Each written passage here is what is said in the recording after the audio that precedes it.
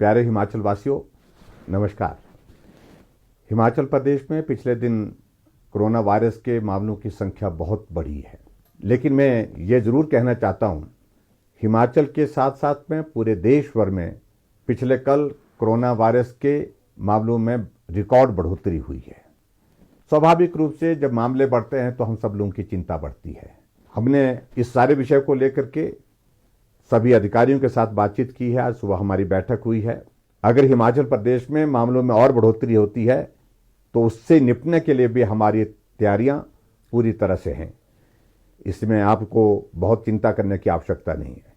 मैं इतना ज़रूर कहना चाहता हूं कि जो अभी हाल ही में जो लोग आ रहे हैं वो ऐसे क्षेत्र से आ रहे हैं, ऐसे इलाके से, ऐसे प्रदेशों से आ रहे हैं जहां कोरोना वायरस के मामले बहुत तेज़ी से बढ़े हैं और स्वाभाविक रूप से संक्रमित होकर के उनमें से कुछ हिमाचल प्रदेश में भी वो लोग पहुंचे हैं।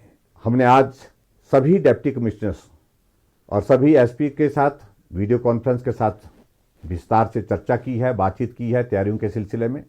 और उसके साथ साथ में हमने ये भी आदेश दिए हैं कि जितने भी लोग हिमाचल प्रदेश में दूसरे प्रदेशों से आ रहे हैं उनको जब स्टेशन पर रिसीव किया जाता है तो पूरी सावधानियों के साथ वो काम किया जाए।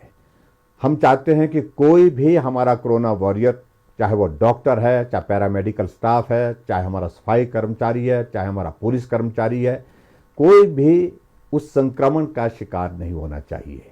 ऐसी परिस्थिति में जो भी व्यवस्था करने की आवश्यकता है उस व्यवस्था को करने के लिए सभी अधिकारियों को आदेश दिए हैं।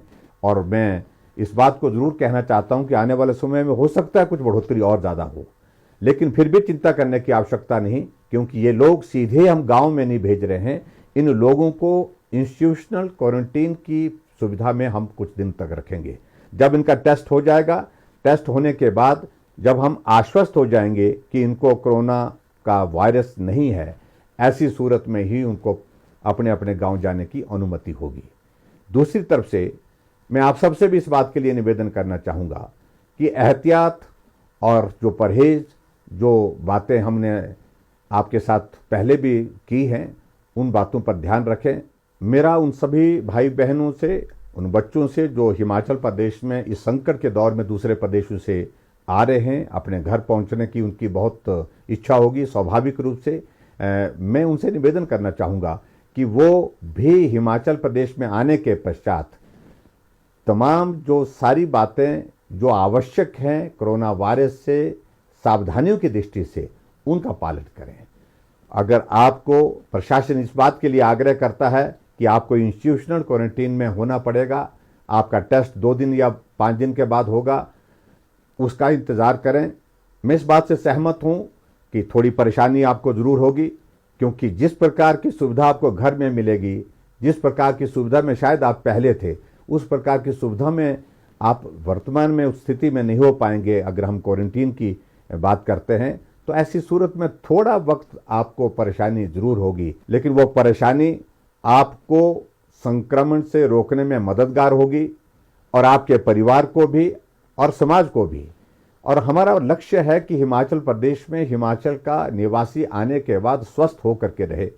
ऐसी परिस्थिति में मेरा विनम्र निवेदन फिर से आप सबसे है कि आप आए हैं हिमाचल प्रदेश, आपको ऐसे संकट के दौर में हिमाचल प्रदेश सरकार की ओर से लाने के जो प्रयत्न किया है, उस प्रयत्न को ध्यान में रखते हुए हिमाचल प्रदेश के लोगों के लिए भी आप सहयोग दें ताकि कोरोना वायरस को हम रोक सकें। उस दृष्टि से जो परहेज और सावधानियां बताई गई हैं उनका पालन करें। हिमाचल प्रदेश में जो कोरोना वॉरियर जो इस संकट के दौर में बहुत महत्वपूर्ण भूमिका निभा रहे हैं, उन सब का आभार व्यक्त करता हूं, जो अपने जीवन को भी संकट में डाल करके इन लोगों की जीवन की रक्षा करने के लिए काम कर रहे हैं।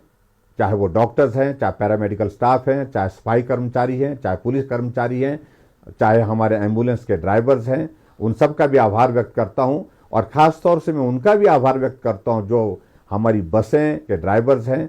इन बच्चों को, इन लोगों को लाने ले जाने में जो है मदद कर रही हैं, उनका भी मैं आभार व्यक्त करता हूं, क्योंकि आप सबके सहयोग से ही हम आगे बढ़ सकते हैं, हम इस लड़ाई को लड़ करके जीत सकते हैं। इसके लिए आप सबका बहुत बहुत आभार, धन्यवाद, नमस्कार, जय हिंद।